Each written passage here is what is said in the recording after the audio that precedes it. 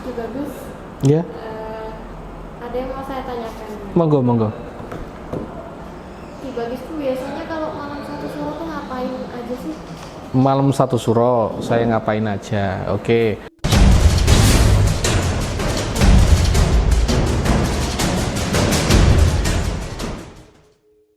Jadi saya jelaskan saja ya sini agar teman-teman tahu gitu apakah Ki Bagus malam satu suro itu ngapain gitu ya. Jadi yang saya lakukan seperti orang pada umumnya, cuma ada penambahan sedikit-sedikit, itu adalah versi saya gitu ya.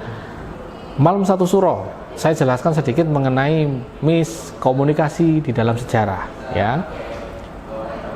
Pada zaman dulu banyak orang tua mengatakan kamu jangan keluar pada malam satu suro ya, tapi tidak menjelaskan di situ kenapa, alasannya apa, nggak dijelaskan. Kemudian akhirnya apa? Akhirnya saya menjelaskan di sini malam satu suro kita kaitkan dengan hal mistis, hal yang sakral, hal yang gaib, hal yang penuh bencana atau apa begitu ya. Itu anggapan banyak orang, sampai toko tutup, tempat makan tutup, dan banyak lokasi itu ditutup gara-gara malam satu suro ya kan, takut gitu. Kalau saya tanya pada banyak orang itu takut katanya. Yang ditakutkan apa gitu kan, padahal yang benar adalah malam satu suro adalah malam untuk introspeksi diri, karena besoknya adalah sudah beda tahun Hijriah ya, beda tahun, ini tahun barunya Islam begitu. Jadi ketika Anda dalam tahun baru Islam ini diwajibkan, kalau saya sendiri wajib ya, kalau saya sendiri mewajibkan diri saya untuk introspeksi diri, tahun kemarin saya ngapain, tahun ini saya mau ngapain begitu. Ketika saya punya dosa, saya ingat-ingat saya melakukan dosa apa ya gitu, apakah saya sudah minta maaf, apakah saya sudah menyesalinya, itu saya introspeksi diri di situ. Kemudian kita lakukan pembersihan gitu. Maksudnya mbah-mbah dulu itu ya karena tadi jangan keluar malam jangan keluar pada malam satu suro, di rumah saja. Nah, ditambahi harusnya di rumah saja melakukan ibadah, mendekatkan diri kepada Allah, kita merenung, kita tingkatkan keimanan kita, itu yang harusnya disampaikan agar tidak jadi hal mistis ya. Coba misal anak-anak kalian kasih tahu, Dik, nanti malam jangan keluar-keluar ya, tanpa ada alasan jelas, pasti dia takut ya. Itu memang benar. Jadi kegiatan saya yang saya lakukan ketika malam satu suro ya adalah pertama ya tadi merenung dulu, merenung. Kemudian yang saya lakukan lagi adalah mungkin minta maaf kepada orang yang pernah saya sakiti. Kemudian untuk pembersihan ya, pembersihan diri ya, mulai dari budaya Jawa kan ada namanya ruwatan begitu, membersihkan diri dengan cara apa ya, kita ibadah, kita mandi ya. Mandi bisa macam-macam ya, banyak mandi ya, mandi biasa, ada mandi ya, wajib, ataupun bisa juga mandi junub, ada juga orang topo kungkum, ada juga gitu kan. Malam satu suro diidentikan dengan itu.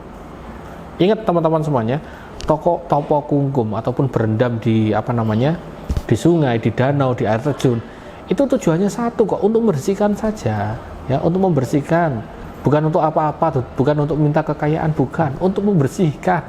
Kalian jangan mikir aneh-aneh dulu. Orang topo kungkum hanya dia berdoa kepada siapa? Hanya satu, yaitu Allah Subhanahu wa taala, bukan kepada yang lainnya. Coba kalian kalau di daerah kalian coba lihat malam satu suro di air terjun, di danau, di sungai, coba lihat kalau ada orang yang itu, tanya aja ngapain sih. Nah pasti jawabannya adalah membersihkan diri, ngeruat, membuang kesialan yang mendatangkan rezeki, mendatangkan keberuntungan. Di Kudus pun sama ya, di air terjun di lereng Muria, coba lihat malam satu suro, datang, enggak masalah. Di danau, di mana itu, di sungai-sungai, di mata air, banyak orang yang topo kungkum begitu. Jadi untuk kedepannya, untuk teman-teman semuanya yang mau melakukan proses itu ya silakan, enggak masalah gitu ya, silakan, enggak masalah. Yang terpenting ingat satu, bahwa yang Anda lakukan itu hanya sebagai pembersihan jiwa, ya, pembersihan diri agar Anda semakin bersih di tahun kemarin dan melampaui tahun depannya lagi menjadi lebih bersih, lebih suci lagi, gitu kan.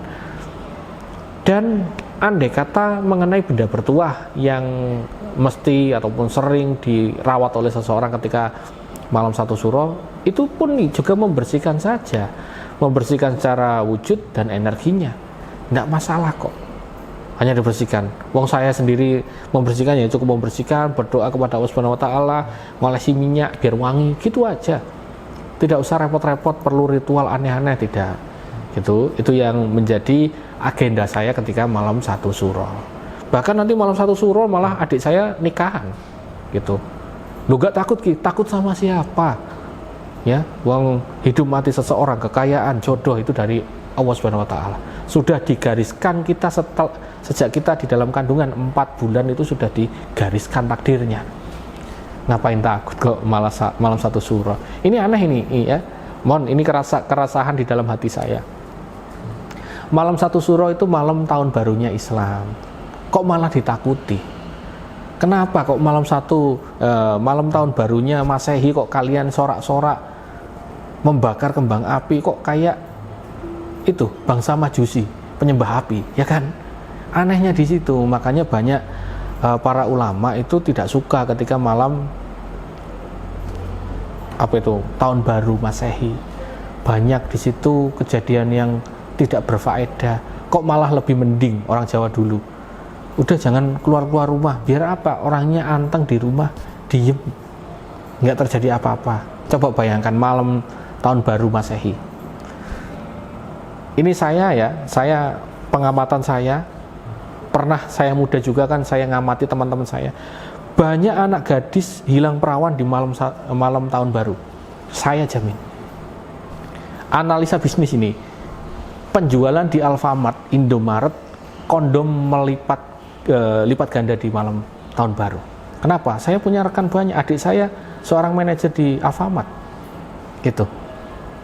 Jadi apa? Jadi di sini kenapa orang Jawa dulu mengatakan jangan keluar rumah agar tidak terjadi hal demikian, gitu, tidak terjadi masalah yang berkepanjangan.